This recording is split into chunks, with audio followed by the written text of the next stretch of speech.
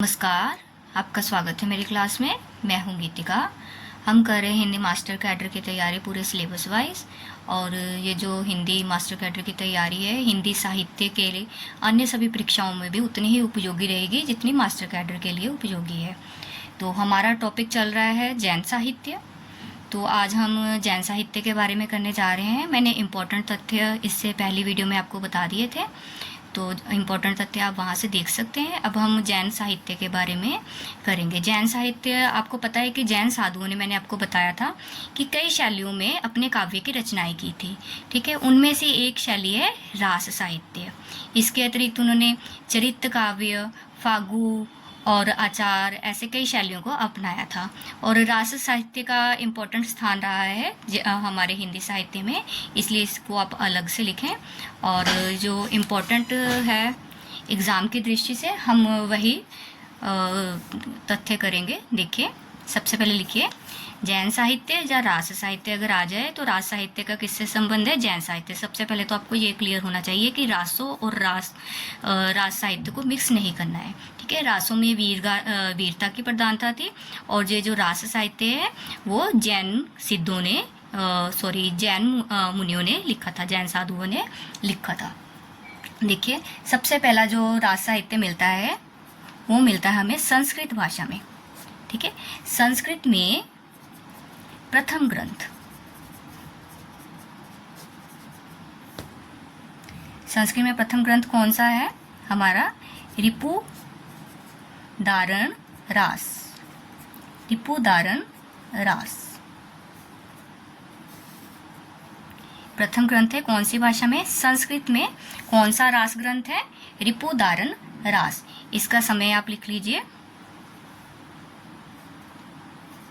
905 ईस्वी। इसका समय 905 ईस्वी डॉक्टर दशरथ ओझा ने माना है। डॉक्टर दशरथ ओझा। ठीक है, 905 ईस्वी किसने माना है? डॉक्टर दशरथ ओझा ने रिपु दारण रास का समय माना है। अगला देखिए, और आपको ये भी पता होना चाहिए कि ये जो रास साहित्य है आदिकाल का सबसे प्रामाणिक साहित्य माना जाता है। ठीक है, रास साहित्य आदिकाल का, कई बार क्वेश्चन पूछ लेते हैं कि आदिकाल का सबसे प्रामाणिक साहित्य कौन सा है? रास साहित्य। और आचार्य शुक्ल ने इसको सांप्रदायिक साहित्य कहा था। ठीक है, आगे देखिए, अपभ्रंश में सर्वप्रथम रास ग्रंथ। अब अपभ्रंश में जैन मुनियों की विशेष भाषा कौन सी रही है? अपभ्रंश। उनकी रचनाएं अपभ्रंश में ही मिलती हैं। ठीक है, अपभ्रंश में सर्वप्रथम रास ग्रंथ कौन सा है? उपदेश रसायन रास। कौन सा है अपभ्रंश में? उपदेश रसायन रास। इसका समय है 1114 ईस्वी। समय लिख लीजिए 1114 ईस्वी। और इसके रचनाकार जिन दत्त सूरी। इसके रचनाकार कौन है? जिन दत्त सूरी। ठीक है, अपभ्रंश भाषा में सर्वप्रथम जो जैन मुनि थे उन्होंने अपभ्रंश भाषा में सर्वप्रथम रास ग्रंथ कौन सा लिखा था? उपदेश रसायन रास। यह संस्कृत में है रास ग्रंथ। ठीक है, प्रथम रास ग्रंथ कई बार पूछ लेते हैं कि संस्कृत में प्रथम रास ग्रंथ कौन सा था? रिपु दारण रास। अपभ्रंश भाषा में सर्वप्रथम रास ग्रंथ कौन सा है? उपदेश रसायन रास।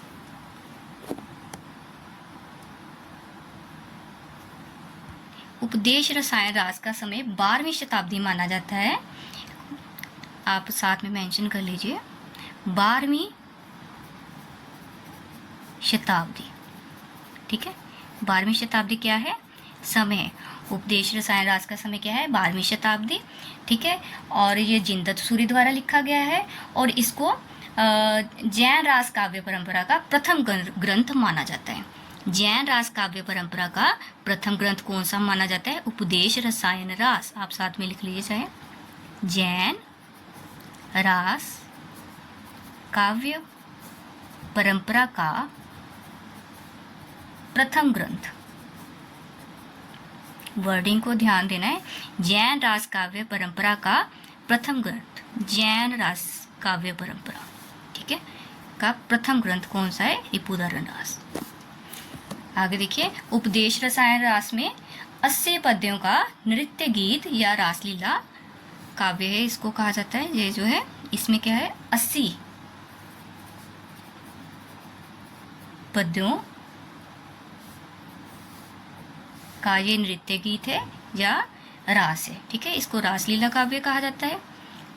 इसमें कितने पद है? 80 पद्य। आगे देखिए,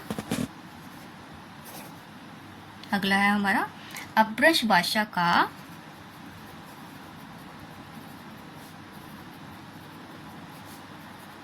दूसरा रास, ठीक है, दूसरा रास या दूसरा रासक काव्य, ठीक है, दूसरा रास या रासक काव्य। ये कौन सा है? यह है संदेश रासक, संदेश रासक, अपभ्रंश भाषा का दूसरा रास कौन सा है? संदेश रासक। कई बार पूछ लेते हैं कि संदेश रासक की भाषा क्या है, तो अपभ्रंश, ये भी आपको पता होना चाहिए। और संदेश रासक के रचयिता कौन है? अब्दुल रहमान। इसके रचयिता कौन है?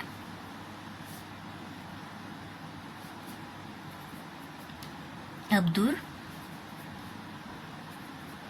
रहमान,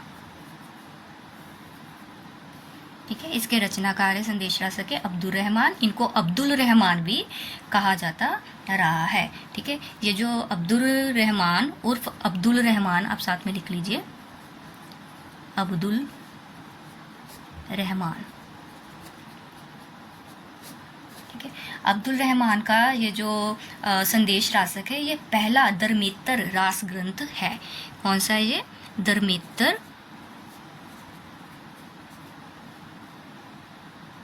रास ग्रंथ,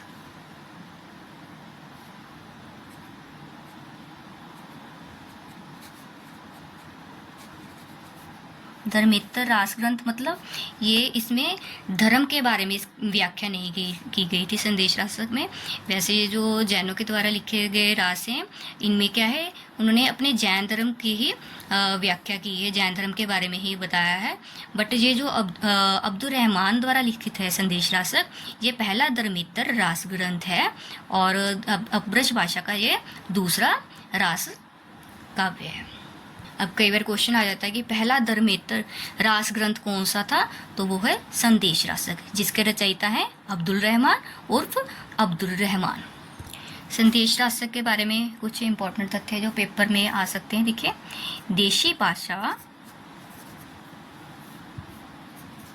में किसी मुसलमान द्वारा लिखित प्रथम काव्य ग्रंथ, ठीक है। ये क्या है? संदेश रासक क्या है? देशी भाषा में किसी मुसलमान द्वारा, अब्दुल रहमान कौन थे? मुसलमान, तो देशी भाषा में किसी मुसलमान द्वारा लिखित प्रथम काव्य ग्रंथ क्या है? संदेश रासक। धर्मेत्तर भी है, ये धर्म की व्याख्या नहीं की गई है इसमें किसी, ठीक है, तो लिखा किसी मुसलमान द्वारा लिखा गया है। देशी भाषा में प्रथम काव्य ग्रंथ है ये। आगे देखिए, संदेश रासक एक खंड काव्य है।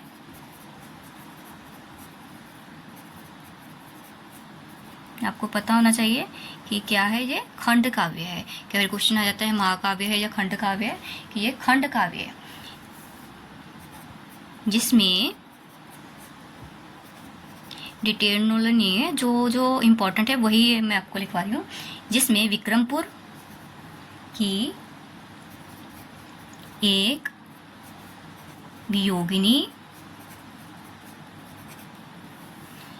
ठीक है, शहर को जरूर ध्यान रखते हैं कि कई बार पूछ लेते कहाँ की वियोगिनी थी। विक्रमपुर की एक वियोगिनी के विरह की कथा वर्णित है।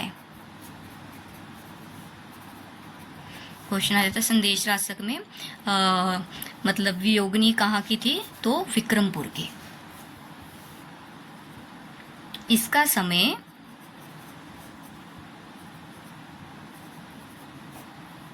12वीं शती का उत्तरार्ध और 13वीं शती का आरंभ माना जाता है। ध्यान दीजिए, 12वीं शती का उत्तरार्ध मतलब जब वो समाप्त हो रही थी 12वीं शती, और 13वीं शती का आरंभ माना जाता है। ठीक है, ये हो गई संदेश राशक के विषय में थोड़े से इंपॉर्टेंट तथ्य। तो अगला देखिए हमारा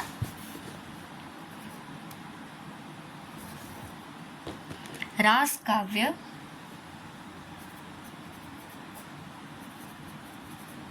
परंपरा का हिंदी में प्रवर्तन।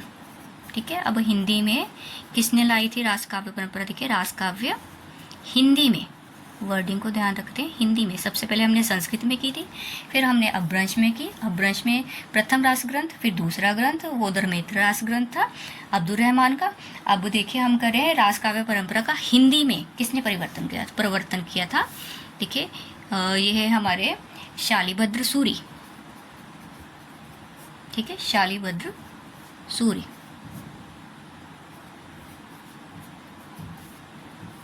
क्या नाम है इनका? शालिभद्र सूरी ने हिंदी में रास काव्य परंपरा का प्रवर्तन किया था। ठीक है, इनकी रचना है भारतेश्वर बाहुबली रास। रचना लिखिए इनकी, भारतेश्वर बाहुबली रास। ठीक है, और इसका समय रहा है 1184 ईस्वी। ठीक है, भारतेश्वर बाहुबली रास और समय इसका रहा है 1184, और इसको हिंदी का प्रथम रास ग्रंथ माना जाता है। हिंदी का प्रथम रास ग्रंथ कौन सा है? भारतेश्वर बाहुबली रास। साथ में मेंशन कर लीजिए, हिंदी का प्रथम रास ग्रंथ। ठीक है, हिंदी का प्रथम क्या है? रास ग्रंथ है। हमारे हिंदी का प्रथम रास ग्रंथ कौन सा है? भारतेश्वर बाहुबली रास। और यह ग्रंथ 205 छंदों में, ठीक है, कितने छंदों में? 205 छंदों में। कई बार इस छंदों की संख्या पूछ ली जाती है कि भारतेश्वर बाहुबली रास में छंदों की कितनी संख्या है। 205 छंदों में रचित खंड काव्य है, रचित खंड काव्य है। ठीक है, खंड काव्य 205 छंदों में रचित है।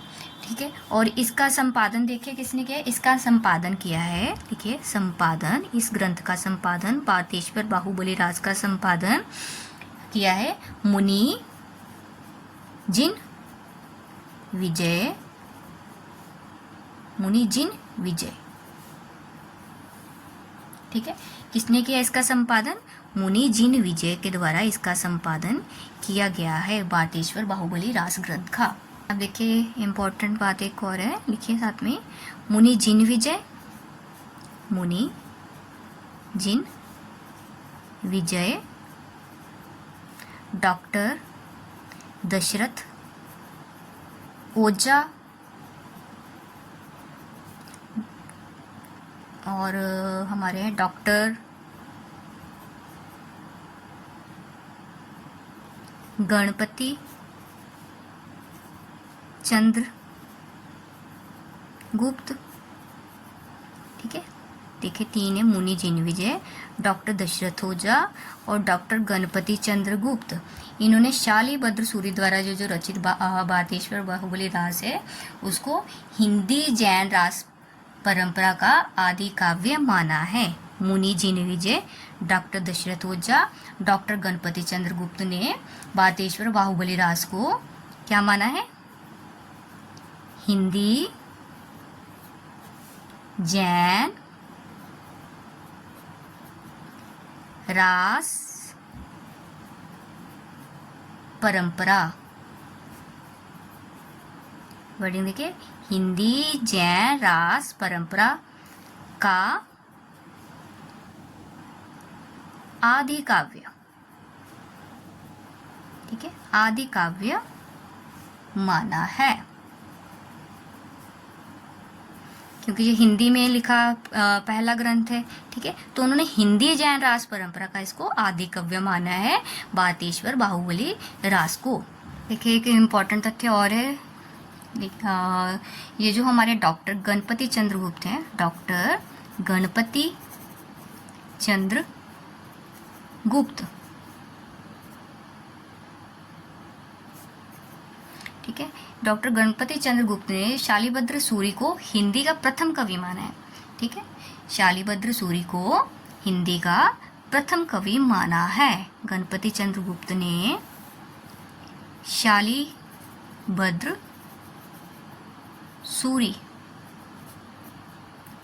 सूरी को क्या माना है? हिंदी का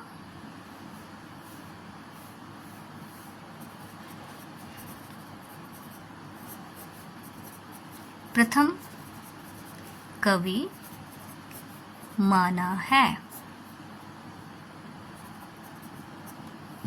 ये पहले तो आपको ध्यान होना चाहिए कि हर जो हमारे आलोचक हैं सबने अलग अलग कवियों को हिंदी का प्रथम कवि माना है, परंतु सर्वमान्य रूप से सरहप्पा को हिंदी का प्रथम कवि स्वीकार किया गया है, ठीक है। इससे पहले मैंने आपको बताया था कि राहुल संकृत्यायन जी ने सरहप्पा को हिंदी का प्रथम कवि स्वीकार किया है, जिसे सर्वमान्य रूप से हिंदी का प्रथम कवि स्वीकार किया जा चुका है, ठीक है। तो ये डॉक्टर गणपति चंद्र गुप्त के अनुसार क्या है?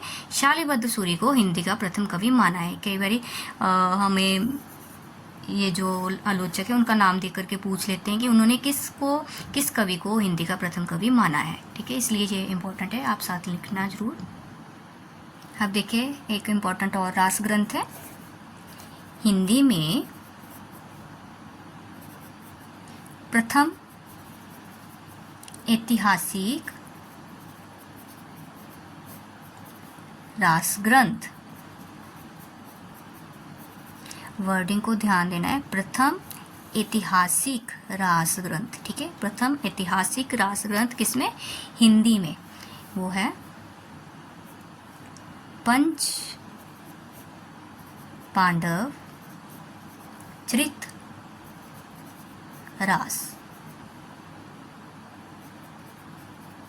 पंच पांडव चरित रास, ठीक है। ये भी लेखक इसके कौन है? शालिभद्र सूरी। ये महाकाव्य है, पंच पांडव चरित रास क्या है? महाकाव्य है, महाकाव्य जिसके लेखक हैं शालिभद्र सूरी। लेखक कौन है? शालिभद्र